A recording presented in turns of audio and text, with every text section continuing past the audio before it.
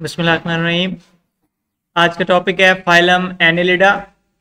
Annelida का लफ्ज़ निकला हुआ है एनुलस से। एनुलस दो तीन दफ़ा आपने पहले नाम आया हुआ तज़किरा फंजाई में हमने पढ़ा था, और इसी तरह फर्न्स के अंदर भी एनुलस था। एनुलस का लफ्ज़ी मतलब होता है रिंग। तो इन वर्म्स की बॉडी के ऊपर रिंग्स होते हैं, रिंग बने हुए होते हैं, दायरे दायरे बने हुए आपको नजर आते हैं, इस वजह से हम इनको एनिलिडा कहते हैं। ये ट्रिप्लोब्लास्टिक सिलोमेट हैं, यानी कि बॉडी तीन जर्म लेयर से मिलके बनी है। सिलोम, ट्रू सिलोम प्रेजेंट है, और ये सेगमेंटेड वर्म्स हैं। सेगमेंटेड का मतलब है कि इनकी बॉडी में खाने बने हुए हैं, सेगमेंट्स बने हुए हैं, और वो सेगमेंट्स रिपीट होते हैं। एनुलस हम रिंग को कहते हैं। सेगमेंटेड वर्म्स का फाइलम है, ट्रिप्लोब्लास्टिक है, बाइलेटरल सिमेट्री इनके अंदर भी होती है, यानी कि ऑर्गन्स पेयर्स की फॉर्म में है, और लेफ्ट और राइट साइड होती हैं। एक हेड वाली साइड है, एक टेल वाली साइड है। सिलोमेट है, यानी कि अब ट्रू सिलोम इस ग्रुप के अंदर पाई जाती है, पिछले किसी ग्रुप में नहीं थी। और जहां पर ट्रू सिलोम आ जाती है तो उसके अंदर फिर एडवांस ऑर्गन्स भी मौजूद हैं जो मुख्तलिफ तरह के फंक्शंस परफॉर्म कर सकते हैं। इस ग्रुप में जो एनिमल्स आते हैं उनको अमूमन हम वर्म्स कहते हैं। वर्म वही गिंडोए जैसा पतला लंबा सा जो ऑर्गेनिज्म हो उसको वर्म कहते हैं। तो मुख्तलिफ तरह के हैं, मुख्तलिफ जगहों पे पाए जाते हैं। मिसाल के तौर पे नेरीज है तो मरीन वाटर के अंदर पाए जाते हैं, समंदरों में। स्टाइलेरिया है तो ये फ्रेश वाटर में मिलते हैं। अर्थवर्म टेरेस्ट्रियल है, खुश्की पे पाए जाते हैं। और लीच पैरासिटिक हैं, दूसरे एनिमल्स का खून चूस के गुजारा करती हैं। इनके अंदर जो सबसे एडवांस फीचर है जो दूसरे किसी ग्रुप में इस लेवल पे आपको नहीं मिलता, वो मेटामेरिक सेगमेंटेशन है।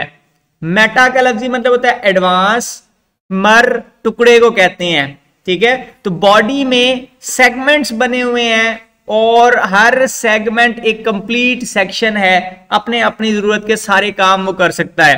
तो बॉडी सेगमेंट्स में डिवाइडेड होती है और हर पार्ट में, हर सेगमेंट में फिर वो चीजें रिपीट हो रही होती हैं, ऑर्गन्स रिपीट हो रहे होते हैं। हर सेगमेंट के दरमियान में सेप्टा होती हैं। ये यहाँ पे आपको दिखाया हुआ है पीछे से काट के, कि जहां ये आपको बॉडी पे ऊपर रिंग्स बने हुए नजर आ रहे हैं। अब जहां ये रिंग है एक्चुअली अंदर एक दीवार लगी हुई है वहां पे, और उस रिंग के पास से काट के आपको दिखाया हुआ है कि यहाँ पे दीवार बनी हुई नजर आ रही है, ठीक है। तो ये बॉडी के सेगमेंट्स हैं और दरमियान में सेप्टा मौजूद हैं। अलबत्ता इन सेप्टा के अंदर रास्ते बने हुए हैं कुछ ऑर्गन्स के गुजरने के लिए। मिसाल के तौर पे गट है, यानी ये बड़ी आंत, वो पेट वाली नाली, तो वो सारे सेगमेंट्स में से गुजर रही है, शुरू से शुरू होती है और तकरीबन आखिर तक जाती है। इसी तरह ब्लड वेसल्स हैं तो वो भी पूरी बॉडी में लंबाई के रुख चल रही हैं। इसी तरह नर्व कॉर्ड है तो वो भी लंबाई के रुख सारों में से गुजरेगी। तो इन चीजों के गुजरने के लिए, गट के गुजरने के लिए, खून की नालियों के गुजरने के लिए, नर्व कॉर्ड्स के गुजरने के लिए, फिर वो किडनीज का सिस्टम है तो उसके लिए, तो सारी चीजों के लिए रास्ते बने हुए हैं सेप्टम में। लेकिन बहरहाल दरमियान में दीवारें मौजूद हैं। यहाँ पे आपको दिखाया हुआ है, ये सेप्टम आपको एक खाने की दिखाई हुई है, फिर ये अगले खाने का कुछ हिस्सा है, फिर उसके अगले खाने की दीवार है, फिर उससे अगले खाने की दीवार है। तो हर खाने में दीवारें हैं, अलबत्ता बाज चीजें वहां से आसानी के साथ गुजर सकती हैं। यहां पर भी body tube with in A tube नजर आती है, यानी कि एक पतली लंबी सी बॉडी है और उसके अंदर एक बारीक सा डाइजेस्टिव ट्रैक लंबाई के रुख रन कर रहा है। जैसे आपका बॉल पॉइंट पेन होता है, मैंने मिसाल दी थी कि वो पतली लंबी सी बॉडी है और उसके अंदर बारीक सी वो ट्यूब लगी हुई है जिसके अंदर इंक है। तो वही वाला हिसाब इनका भी है। एलिमेंट्री कैनाल, वो बड़ी आंत को हम कहते हैं जो लंबाई के रुख चलती है, और उस आंत के मुख्तलिफ हिस्से हुए हैं, मुख्तलिफ पार्ट्स हैं। क्लियर कट नजर आता है कि ये वाला हिस्सा किसी और चीज को डाइजेस्ट करने के लिए बना हुआ है, ये वाला हिस्सा किसी और चीज को डाइजेस्ट करने के लिए बना हुआ है। तो हर हिस्सा फूड के अलग अलग पार्ट्स को डाइजेस्ट करने के लिए स्पेशलाइज्ड है। और इस आंत के दो सिरे हैं, एक उसका एंटीरियर एंड है तो आगे वाला जो सिरा है उसको माउथ कहेंगे, एक उसका पोस्टीरियर एंड है, पीछे वाला हिस्सा, वहां पर एनस मौजूद है। फिर मुंह के आगे प्रोस्टोमियम है। प्रो का मतलब होता है पहले, स्टोमा माउथ को कहते हैं। तो प्रोस्टोमियम मुंह से पहले, यानी कि मुंह से पहले क्या चीज होती है? लिप्स होते हैं, ठीक है, होंठ हैं, तो वो भी बने हुए हैं जिनके जरिए से चीजों को टेस्ट कर सकता है वो। जो पैरासिटिकल बत्ता स्पीशीज हैं, क्योंकि वो होस्ट से पका पकाया उससे खुराक हासिल करती हैं, पकी पकाई खुराक हासिल करती हैं, तो इसलिए होस्ट उनके पास कोई कॉम्प्लेक्स डाइजेस्टिव सिस्टम मौजूद नहीं है, उनका डाइजेस्टिव सिस्टम लेस स्पेशलाइज्ड होगा, पुअरली डेवलप्ड होगा।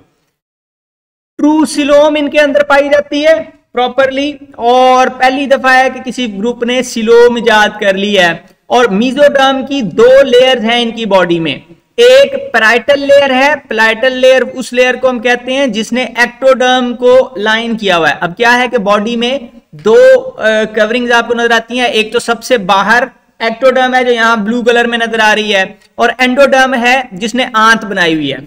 अब आंत के इर्द गिर्द लपेटा हुआ है किसने, रेड कलर की मीजोडर्म ने, और इसी तरह ये जो बॉडी की वाल है इसको अंदर से कवर किया हुआ है किसने, मीजोडर्म ने।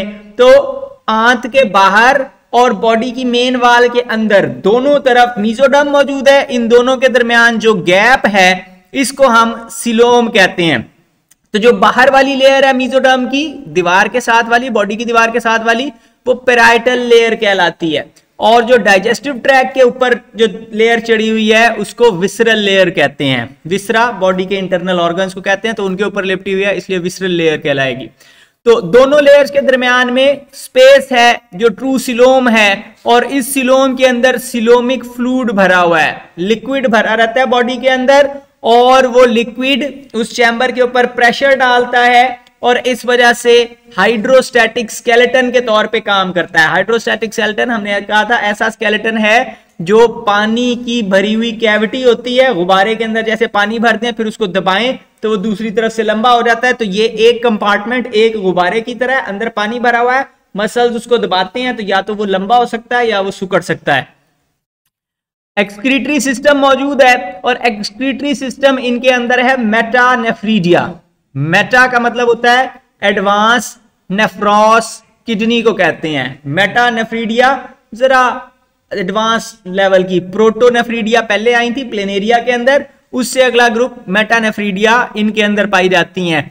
हर सेगमेंट के अंदर एक पेयर पाया जाता है मेटानेफ्रीडिया का। यहां पे आपको ये ओपनिंग दिखाई हुई है, एक दिखाई हुई है, एक बॉडी की लेफ्ट साइड पे यहां पे दिखाई हुई है, राइट साइड वाली पीछे छुपी हुई होगी, ठीक है। तो ये मेटानेफ्रीडियम है, इसका ये ओपनिंग है, ये ओपनिंग दीवार में से गुजर के, सेप्टम में से गुजर के अगले कंपार्टमेंट में जा रही है, टेढ़ी मेढ़ी सी नालियां हैं घूम के, और अल्टीमेटली ये बॉडी से बाहर एक पोर से निकल रही है। उसके मुकाबले में अगले खाने में यहां पर फिर एक और अगले खाने का मुंह निकलता है, वो यहां से अगले खाने में जाएगा और वहां से घूम फिर के फिर बॉडी से बाहर। तो हर सेगमेंट में उसकी ओपनिंग है, वो वहां से वेस्ट इकट्ठी करती है, अगले खाने में ले जाती है, वहां से घूम फिर के बॉडी से बाहर निकाल देती है। और इसका स्ट्रक्चर देखें तो रफली वैसा सा है जैसा आपने नेफ्रॉन का स्ट्रक्चर पढ़ा हुआ है, ठीक है। तो ये नेफ्रॉन की तरह काम करते हैं, लेकिन क्या है कि हमारी किडनी के अंदर नेफ्रॉन बहुत सारे होते हैं, लेकिन यहाँ पे क्या है कि वो अकेले अकेले पेयर की फॉर्म में पड़े हुए हैं, और हर सेगमेंट में एक एक या दो दो नेफ्रॉन मिलके काम कर रहे हैं। तो इसकी एक सिलिएटेड ओपनिंग होती है, और नाइट्रोजन के कंपाउंड्स को कलेक्ट कर लेती है, वेस्ट या जहरीले केमिकल्स को नाइट्रोजन के, और सिलोमिक फ्लूइड जो यहाँ पे हमने बात की है कंपार्टमेंट के अंदर भरा हुआ है सिलोमिक फ्लूइड, उसमें से वेस्ट केमिकल्स को ये एब्जॉर्ब कर लेगा, अगले खाने में ले जाएगा, और उसके इर्द गिर्द कैपिलरीज हैं, कैपिलरीज काम की चीजें वापस एब्जॉर्ब कर लेंगी उसमें से, और सिर्फ जो गैर जरूरी चीज होगी वो बॉडी से बाहर निकल जाएगी। फिर इससे पिछले ग्रुप्स में, दोनों ग्रुप्स के अंदर हमने देखा था कि नर्वस सिस्टम ऑब्वियसली मौजूद था, तो इनके पास भी नर्वस सिस्टम मौजूद है, एडवांस नर्वस सिस्टम है, प्रॉपर ब्रेन मौजूद है, यानी कि एक गुच्छा है हेड में न्यूरॉन्स का, गैंग्लियन है बड़ा सा, यहाँ पे पेयर आपको नजर आ रहा है, एक राइट साइड पे है एक लेफ्ट साइड पे है, और नर्व कॉर्ड्स हैं। अब ये नर्व कॉर्ड चलती है वेंट्रल साइड पे, इन सारे ग्रुप्स के अंदर पेट के साथ साथ नर्वस सिस्टम चल रहा है, रीढ़ की हड्डी में नहीं है, ठीक है, कमर की तरफ नहीं है। तो ये वेंट्रल नर्व कॉर्ड है जो हर सेगमेंट के अंदर फिर छोटी ब्रांचेस में बढ़ जाती है, और वो उस कंपार्टमेंट की, उस खाने की ब्रांचेस को कंट्रोल करने का काम करती है।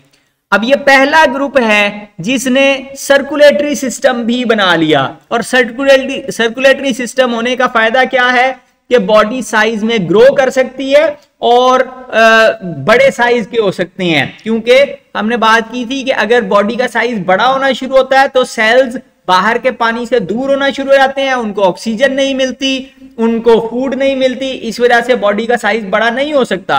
तो इन्होंने पहली दफा सर्कुलेटरी सिस्टम बना लिया कि जो दूर दूर तक भी कोई सेल्स हैं तो उन तक भी न्यूट्रिएंट पहुंचाई जा सके, ठीक है। तो इसलिए इनके पास पहली दफा सर्कुलेटरी सिस्टम मौजूद है। सर्कुलेटरी सिस्टम को हम कहते हैं कि ये क्लोज्ड सर्कुलेटरी सिस्टम है। क्लोज्ड सर्कुलेटरी सिस्टम ऐसा सर्कुलेटरी सिस्टम होता है जिसमें खून नालियों के अंदर बंद रहता है। क्लोज्ड का मतलब ये है कि खून नालियों में बंद है, बाहर खुला फिर नहीं रहा, ठीक है, किसी बड़े से वो खाने के अंदर नहीं फिर रहा, बल्कि नालियों में बंद है। तो ऐसा circulatory system close circulatory system होता है और हमारा खून भी नालियों में बंद होता है, ठीक है। तो सर्कुलेटरी सिस्टम इजाद किन्होंने किया? इन्होंने किया, और बाद में दूसरे ग्रुप्स को भी वो मिलता रहा। सिंपल हार्ट मौजूद है, हार्ट पंप करता है और नालियों में ब्लड फ्लो करता रहता है, और न्यूट्रिएंट्स और गैसेस की सप्लाई की जिम्मेदारी इसकी है। तो यहाँ पे आपको नर्व कॉर्ड्स दिखाई वो ब्लड वेसल दिखाई हुई है कि कमर की तरफ से भी ब्लड वेसल चल रही है और नीचे पेट की तरफ से भी ब्लड वेसल चल रही है। और अगर आप अर्थवर्म को चलते हुए देखें जरा ध्यान से, तो आपको वहां पे हार्ट पंप करके खून को आगे चलाता हुआ नजर आता है स्किन के अंदर से। अलबत्ता इनके पास रेस्पिरेटरी सिस्टम मौजूद नहीं है, कोई एडवांस रेस्पिरेटरी स्ट्रक्चर्स मौजूद नहीं है। स्किन के जरिए से गैस एक्सचेंज हो जाता है, मतलब वो बॉडी में आपने देखा कि कमर के बिल्कुल साथ से भी खून की नाली चल रही है, पेट के साथ से भी खून की नाली चल रही है, बाहर स्किन पहले ही वो पिंक से कलर की है तो वहां पे ब्लड कैपिलरीज मौजूद हैं, तो वो हवा में से ऑक्सीजन को एब्जॉर्ब कर सकती हैं, वो ऑक्सीजन खून में चली जाएगी, पूरी बॉडी में पहुंचा दी जाएगी। तो स्किन काम करती है लंग्स वाला ही, ठीक है। तो स्पेशलाइज्ड स्ट्रक्चर नहीं है, गैस एक्सचेंज स्किन के थ्रू होता है, ब्लड कैपिलरीज के अंदर खून की नालियों के अंदर वो एब्जॉर्ब हो जाता है और वहां से फिर आगे चलता रहता है। अब स्किन को हमेशा मॉइस्ट रखा जाता है, यानी कि उसके ऊपर चिपचिपा मटेरियल है, सिलोमिक फ्लूइड है, और वो सिलोमिक फ्लूइड फिर वो क्या होता है कि पहले हवा से ऑक्सीजन एब्जॉर्ब होगी उस पानी के अंदर, फिर पानी से ब्लड में जाएगी,